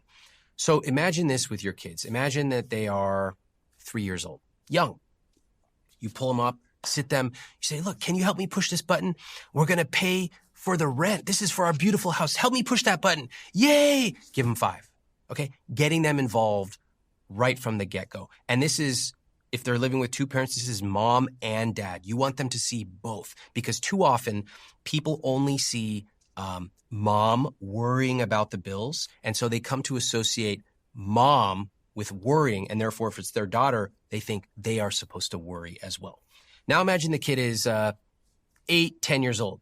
You say, hey, we have to go to the grocery store. Here's $100. We need to get all these things. How should we do it? Let them make mistakes. They're going to forget about taxes.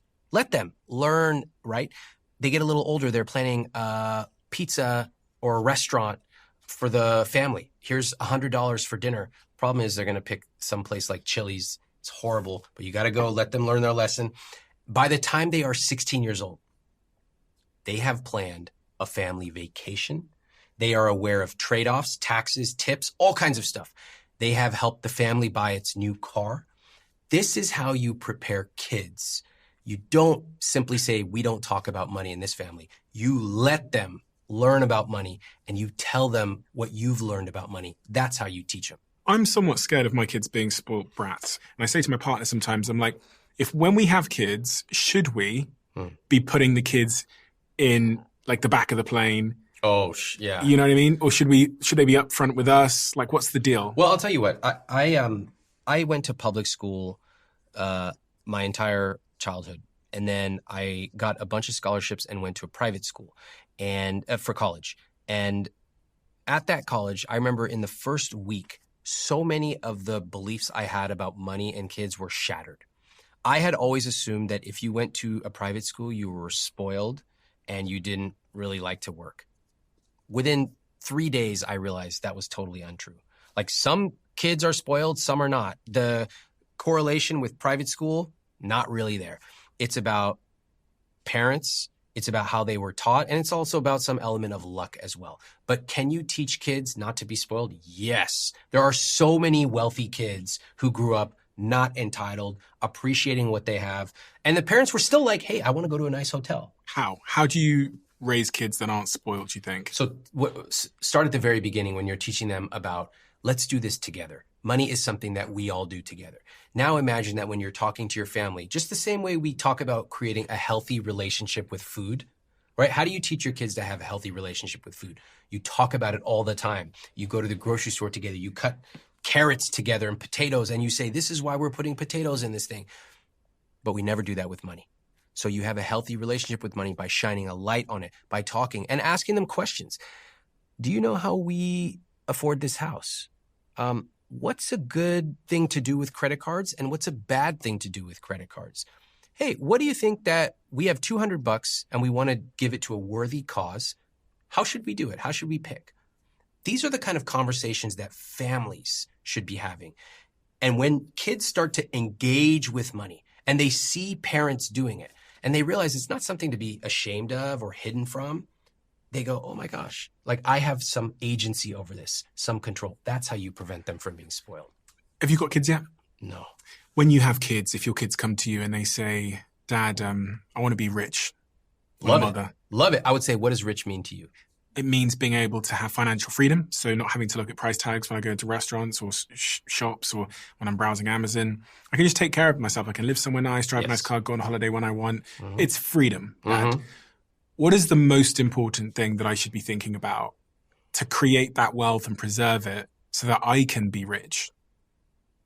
Well, you'll first notice that when this hypothetical kid said, I want to be rich, what was my response?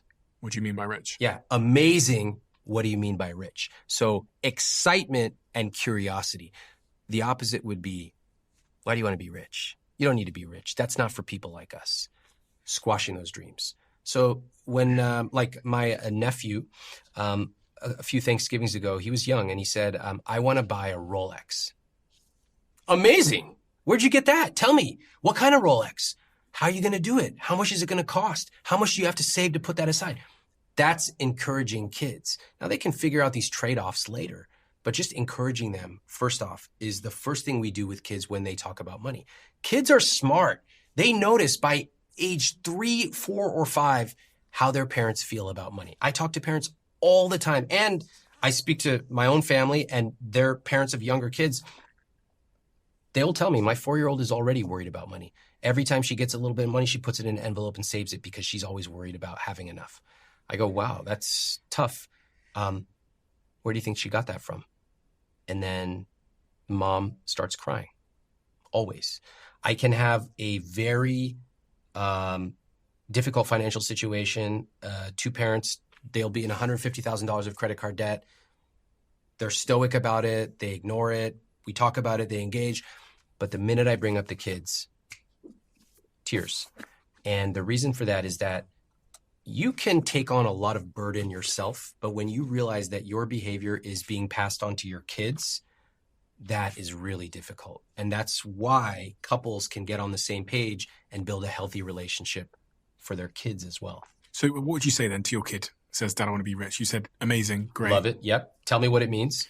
And they say, what are the principles for wealth creation, Dad, and keeping that money so that I can be financially free? It would be, number 1, you have to find something you love to do. Work hard. You have to love to work, okay, in your own way, whatever it is. 2, automatically invest every single month, right? That's great.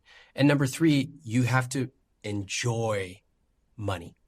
Enjoy it, not just making it, not just managing it, but also spending it. And if they said, Dad, should I get credit cards? I said, sure, of course. When the time is right, you should get a credit card. You should always pay it off every month, but you should get a credit card. And when you start to spend enough, probably get a rewards card. You can get some free trips or cash back out of it. Notice that I'm not being restrictive. If they say, I want to buy coffee every day, I would say, fantastic. Let's talk about how you can earn enough so you never have to worry about coffee. If they even said to me, I want to buy a Lamborghini. I'm not a Lamborghini guy. I couldn't care less. I would say, amazing. How do you think you could do that? And what if they said, I want to be a school teacher? I would say, okay, have you talked to any school teachers and asked them how much they make? Then calculate how long it would take you to buy a Lamborghini. Kids are smart. They can do these things. We just have to challenge them. They say, Dad, I've only got my pocket money, so how am I going to become an investor? I don't have enough money yet. How much do you need to invest? I assume you need like thousands of pounds. What if I told you only need to start with $100? I don't have $100. I have £7 pocket money. Have you asked anyone else how you could make an extra $93? No. Okay. What could you do to ask them to make $93? What could you do? Clean the cars in the street. Keep going. Paper round. And on and on and on. So here, I'm not giving them the answer. I'm challenging them to learn how to think for themselves. And to make $93 for a kid, you could do it. It won't happen in one day, but you could do it very, very quickly. How much money do you think you need to start investing? You should start investing as soon as you can. You could start investing with $50 a month. My dad helped me open up a custodial account when I was 14 years old. So I started investing then. And my dad immigrated from India. So I was very lucky that he pushed me. But if you're a parent, you should definitely be getting your kids to invest early. Even $50 a month makes a huge difference. So you invested at 14? Yeah. And I've been investing ever since. And how did that do for you? Fantastic. You know why? Because I never sold almost anything. It just stayed. every single investment, every single month. No magic, no random, like amazing stock picks except for a couple lucky ones. It's just basically almost all index funds, just every single month. What about crypto? I mean, if you want to have it as 1 to 5% of your portfolio as speculation, fantastic. The problem is that crypto investors I talk to don't believe in diversification. They will often have all their money in it, and they don't follow classic principles of investing. And the worst part is it's hard to argue when it's done so well. So people go like, what the fuck do you know? 7%? That sucks, grandpa. And I go, all right, fine. It has performed incredibly well, at least in certain parts of crypto.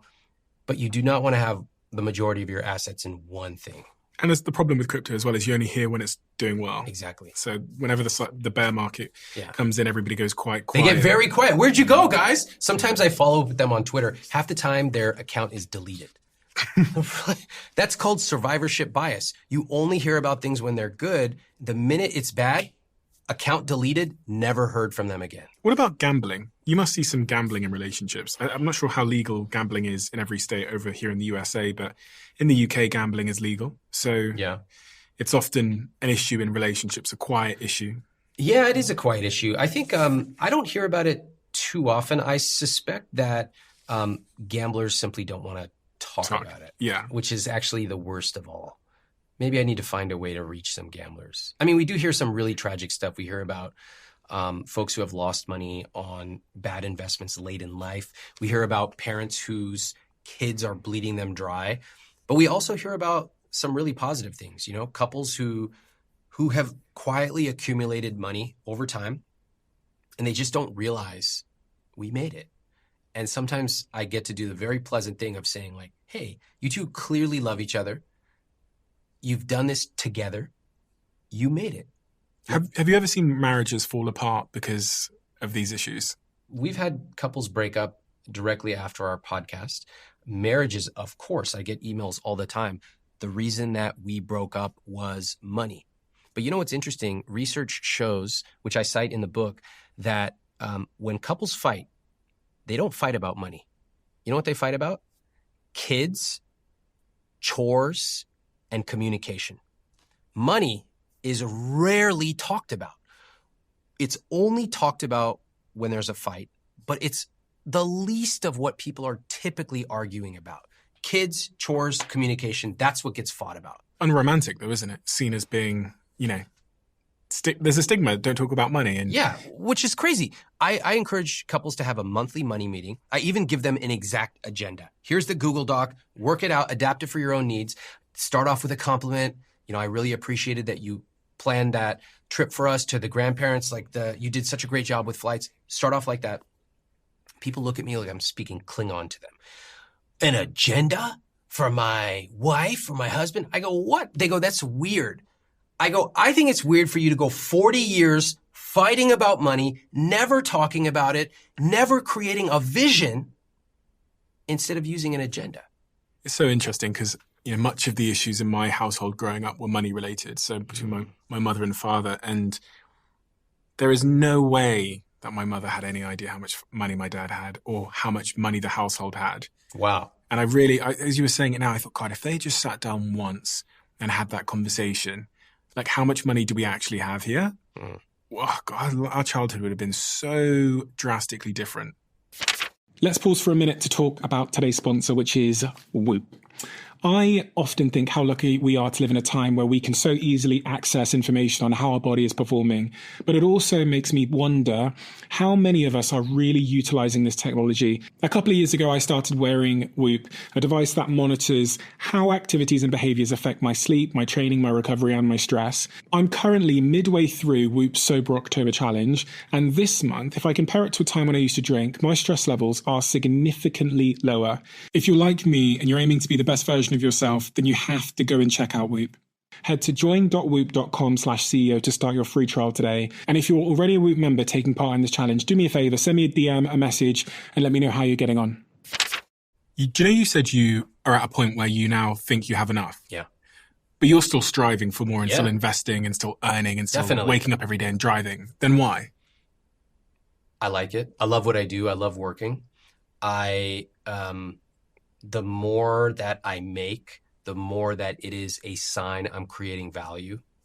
That's it. But I systematically earn more. Like I have my rules. So for example, unexpected income that comes in, 70 to 90% of that will be invested, right? Meaning like I'll take 10% and have a good time, but I'm primarily investing unexpected income. Question then, if you got a $100 million windfall, yeah, how would your life change? It's hard to say. I have a very good life. $100 million comes in. What are you going to do with it? I mean, it's going to change almost nothing. It would accelerate some of my plans for charity, for a house, because I would have the house drawn up, even though I don't even want to buy a house anytime soon. I would probably have the house drawn up, and then I would say, call me when it's ready to move in, and don't call me before then. I want nothing to do with building it. I don't want to see a piece of wood, go over there. Why would you buy a house? Purely because what else are you going to do with the money? Of course, giveaway. You got to spend the money somehow, but... So why a house? What else are you going to do with it? Just save it? I already saved it. I already invested it. See, what happens is when you start to, as you know, you start to hit your numbers and exceed them bigger than you ever thought possible, you start to realize that so much of our life is spent playing defense with money. That's the relationship that most of us have with money. Will we have enough at the grocery store? Will we have enough to fix the window? Will we have enough to get a car? And most people live that way. But if you start to save automatically and you start to invest and you really make it a focus to earn and understand how money works, at a certain point you go, oh my gosh, objectively speaking, looking at our numbers, we don't ever have to worry about the price of a chicken bowl again. Yeah. So then what? Then what is the point of it all? Give it away, I guess. This is where I think this is the real challenge. And you know, a lot of retirees, they get to the point where they have accumulated money, but they never really thought about the point of it all. What is the point of it all? I'll tell you, sometimes people surprise me by how uncreative they are with money. I'll give you an example. I ask people, what is your money dial? What do you love to spend money on? And people, they usually have a pretty good answer. The most common answer is food. The next common answer is travel, then health and wellness, and then there's a bunch of other money dials. So one guy once told me, I like coffee.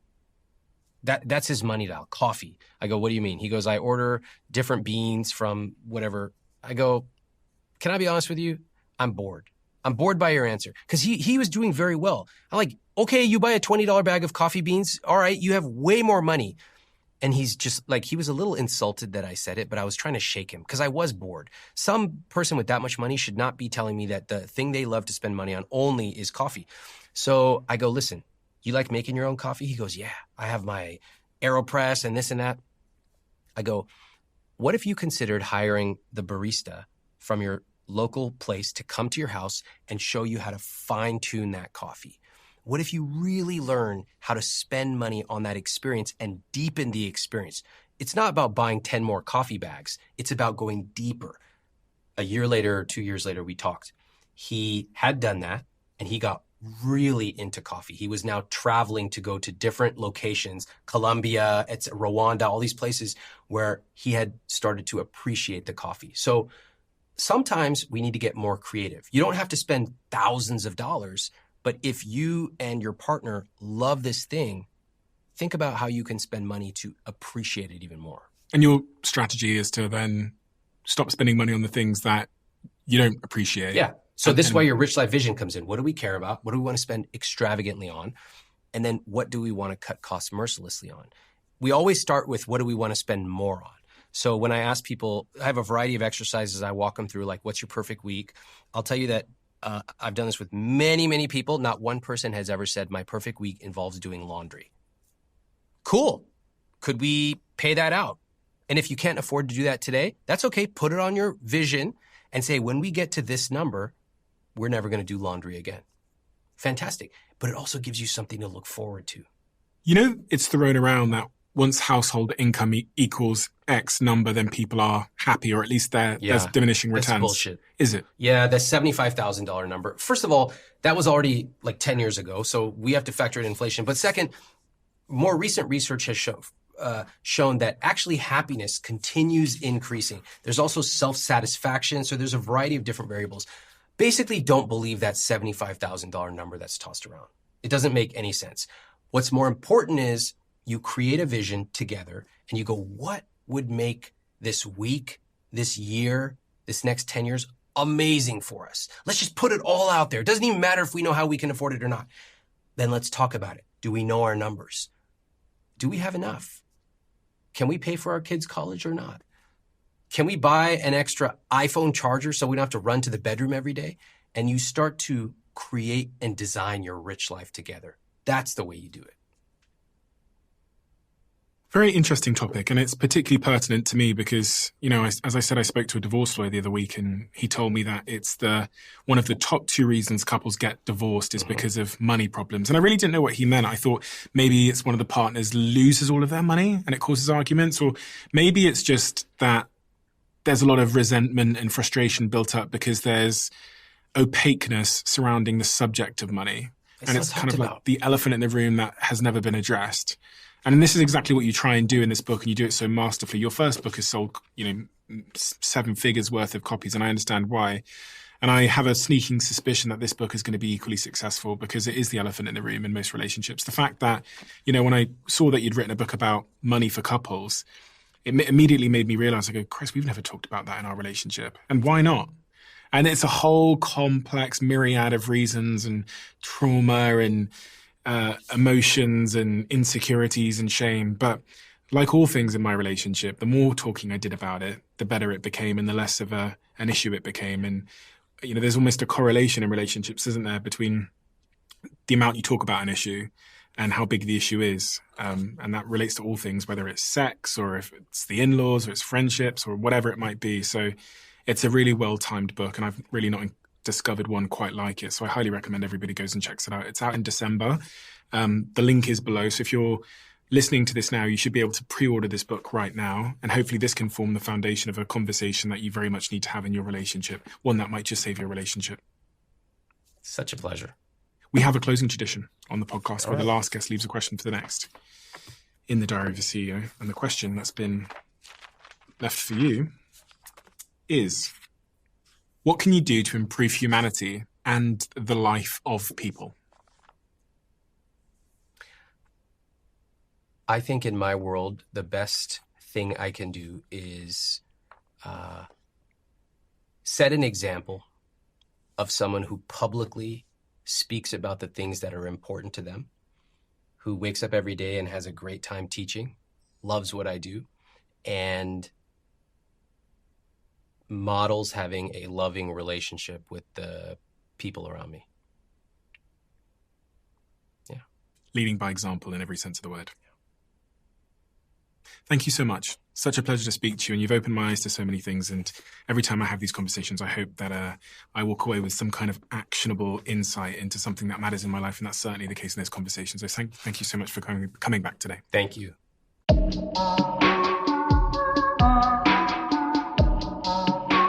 As you guys know, I am an investor in a company called Zoe. They're also a sponsor of this podcast. I always think that without our health, we have nothing. You've probably heard me on this podcast say that health is our first foundation.